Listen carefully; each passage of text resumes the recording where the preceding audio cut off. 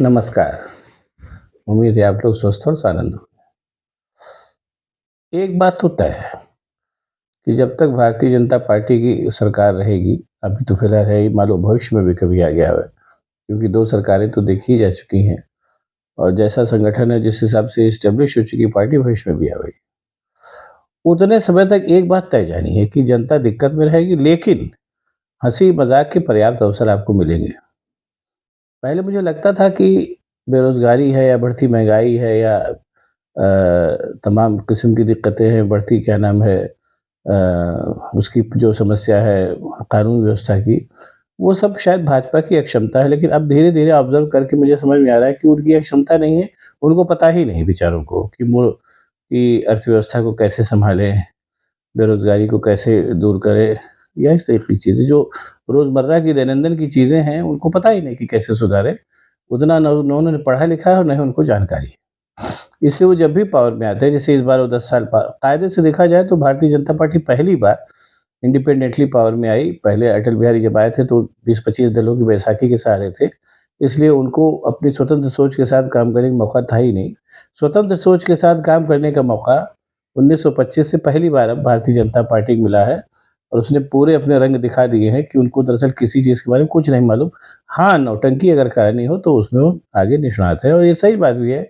जब व्यक्ति कुछ कर नहीं पाता है तो या तो रोने लगता है या नौटंकी करता है। अब आइए इसी बात पे आगे थोड़ी-सी मज़ा लीजिए, क्योंकि जो मैं बात बताने जा रहा हूँ मज़ा लेने वाली है, उसमें बहुत सीरियसली मतलब गंभीर और सोचने वाली बात नहीं है।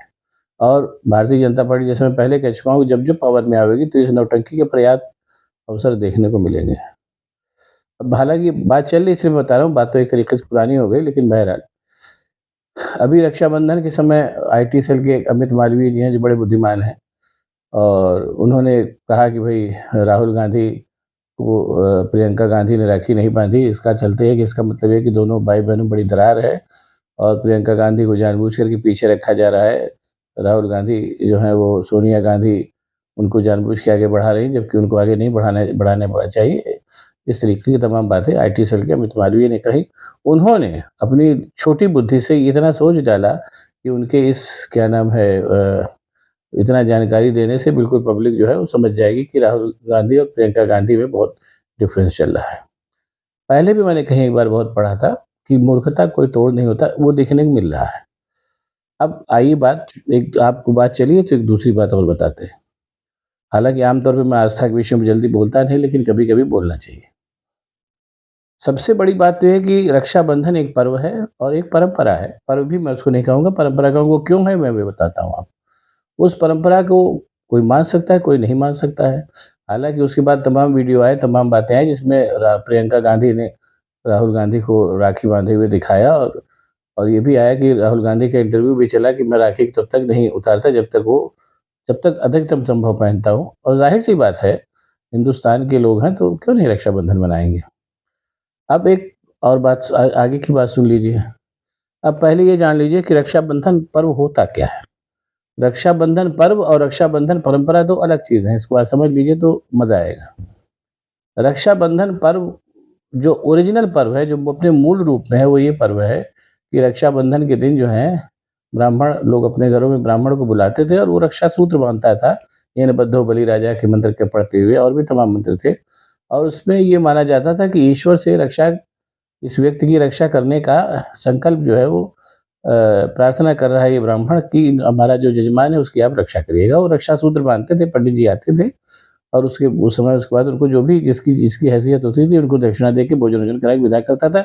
इस परंपरा को मैंने भी देखा है, हमारे भी बचपन में पंडित जी आते थे और ये परंपरा मनाई जाती थी। अभी भी जो जो लोग इस वीडियो को देख रहे होंगे और चाहें तो अपने यहाँ के तमाम बुजुर्गों से इसकी तस्दीक कर सकते हैं कि अपने मूल रूप में ये पर्व यही है। और जो मतलब ये कि सच्चे सनातनी होंगे, मैं सनातनी शब्द का जानबूझ के इस्तेमाल कर रहा हूँ, वो आप उनसे पूछ लीजिएगा, जो आपके माँ-बाप, दादा-बाबा जो भी ज़िंदा हैं, वो बता देंगे आपको। तो ये पर्व अपने मूल रूप में ऐसा ही था। हाँ, जो भाजपा टाइप के सनातनी होंगे, उनको शायद इस बात के बारे में नहीं मालूम होगा। अब उसके साथ फिर एक दूसरी बात है, ये मैं कह रहा हूँ कि रक्षाबंधन की परंपरा की बात मैं कर रहा हूँ, पर्व तो मैंने बता दिया। एक कहानी है कि रानी कर्णावती थी राजस्थान की। जब वो शत्रुओं से घिर गईं तो उन्होंने हुमायूँ को राखी भेजी और राखी भेज करके हुमायूं से कहा कि मेरी रक्षा करिए, और हुमायूं उनकी रक्षा करने के लिए पहुंचे और लड़ाई में उनकी मदद की। अब इस कहानी में भी दो पेच है। जिसको भाजपा के समर्थकों को खासतौर से सुनना चाहिए कि जब मुसलमान हिंदुस्तान के सत्यानाशी करने पर उतारू थे, तो हुमायूं क्यों गए रानी कर्णावती के बुलावे पर? खैर, अब इसको वही लोग सोचें तो बेहतर है। और ये परम जब से ये घटना घटी कि हुमायूं रानी कर्णावती के बुलावे पे गए भाई बन करके, उनकी मदद की, उसके बाद से ही इस रक्षाबंधन को भाई बहन के त्योहार की परंपरा के रूप में भी मनाया जाने लगा। हिंदुस्तान वैसे भी उत्सव धर्मी देश है, तो ये बात वहाँ से हुई। और तो अब ये है कि जो लोग चाहते हैं वो अपने घर में भी ब्राह्मण को बुला कर रक्षा सूत्र बंधवाते हैं, और कॉमन मैन के लिए एक रक्षाबंधन ये पर्व है जिसको भी लोग मनाते हैं। और उससे भी बड़ी बात है कि किसने किसको राखी बांधी, किसने किसको राखी नहीं बांधी, इस किस्म की मूर्खतापूर्ण बातें करके और ये बताना कि भाई बहन में द्वेष है, ये इससे बड़ी मूर्खता मैंने आज तक नहीं देखी। हालांकि जो सब माहौल चल रहा है, ये भी कन्फर्म है कि और भी ऐसी मूर्खताएं देखने को मिलेंगी। और एक दूसरी मजेदार बात है, उसको सुन लीजिए। आजकल बहुत ये चल रहा है एक दो दिन से कि हम हिंदुस्तान का नाम बदल देंगे। इस पे भी किस्सा सुन ही लीजिए। और एक वो जो निमंत्रण पत्र है जिसमें प्रेसिडेंट ऑफ इंडिया जो है वो एक भोज का निमंत्रण आजकल चल रहा है, जिसमें शायद राष्ट्रपति महोदया जो है वो कोई किसी को भोज देने जा रही है, जिसमें इस तरीके से प्रेसिडेंट ऑफ भारत करके ये निमंत्रण छपा है, जैसे कि सूचना मिली। अब भारत नाम के भी बारे में जान लीजिए तो मजा आएगा और बेहतर मिलेगा। तो किस्सा फाइनली खत्म समझिए। पहले तो जो मूल नाम है भारतवर्ष का, वो है जम्बू द्वीप। तो वो क्यों है, आप में से बहुतों को पता भी होगा, और नहीं पता है तो मैं बता दे रहा हूँ। जो भारतवर्ष है आज की तारीख में, जिसमें वो पहले एक द्वीप के रूप में नीचे समुद्र में स्वतंत्र भाव से तैरता रहता था। उस समय उसके पास जो था, जो द्वीप था, उसमें आज का हिंदुस्तान, आज का पाकिस्तान, आज का बांग्लादेश, और आज का आसाम, नॉर्थ ईस्ट वगैरह, और आज का क्या नाम है, तिब्बत, और ये तरीके, और बर्मा और ये सब थे। ये पूरा का पूरा जो जो हिस्सा था, वो जम्बू द्वीप के नाम से समुद्र में तैरता रहता था। बाद में कालांतर में किसी भौगोलिक उसके चलते जो है ये जा करके टकराया एशिया महाद्वीप में, और वहाँ से ये भारतवर्ष के रूप में, और उसके बाद से इसको मतलब क्यों टकराया, और वो एक जम्बू द्वीप जो था एक एशिया महाद्वीप का हिस्सा बन गया। और उसी के चलते जो है हिमालय, वो जो टकराव जो हुआ उसके चलते हिमालय पहाड़ बना, जो उसको इसीलिए आज भी सबसे नया और सबसे कच्चा पहाड़ मानते हैं। ये है इस जम्बू द्वीप की पहली कथा, यानी ओरिजिनल जो भारतवर्ष का ओरिजिनल नाम है वो जम्बू द्वीप है। आप पड़ताल भी कर सकते हैं, कोई ज़रूरी नहीं कि आप मेरी बात मानें। गीता में इस देश का एक नाम इक्ष्वाकु देश भी आता है। आप लोग गीता पढ़ते होंगे, ना पढ़ते होंगे तो पढ़ लीजिएगा। उसमें इस देश का एक नाम इक्ष्वाकु देश भी आता है। महाराजा भगवान राम के जो है वो पूर्वज थे और बड़े प्रतापी राजा थे। भगवान जो राम का जो वंश है, इक्ष्वाकु वंश के नाम से ही जाना जाता था। गीता में ये भी उल्लेख आता है कि इस देश का एक नाम इक्ष्वाकु देश भी था। आप लोग अभी भी कथा सुनते होंगे, आप लोगों ने देखा होगा कि उस कथा में सत्यनारायण भगवान की कथा जो अमूमन ज़्यादातर अभी भी भारतीय घरों में सुनी जाती है, उसमें कहा जाता है कि जम्बू द्वीपे भारतखंडे आर्यावर्ते, यानी जम्बू द्वीप का नाम का उल्लेख उसमें भी मिलता है। अब उसके बाद चीज़ें धीरे-धीरे जैसे-जैसे स्थितियाँ बदली, उसमें भी हुआ कि बहुत पहले जब भारत का व्यापार होता था, मतलब इधर के अरब के देशों के साथ, और ये उस समय की बात थी जब मुसलमान धर्म पैदा ही नहीं हुआ था। उधर अरब के लोग जो थे स शब्द का उच्चारण नहीं कर पाते थे, तो वो लोग कहते थे कि हिंदू नदी के उस पार जो देश है वो हिंदुस्तान है, हिंदुओं का स्थान है। तो ये हिंदुस्तान नाम भी जो है ये उन अरब देशों ने भारत को तब दिया था जब मुसलमान थे ही नहीं, इसलिए हिंदुस्तान नाम का मुसलमानों से कोई लेना-देना नहीं।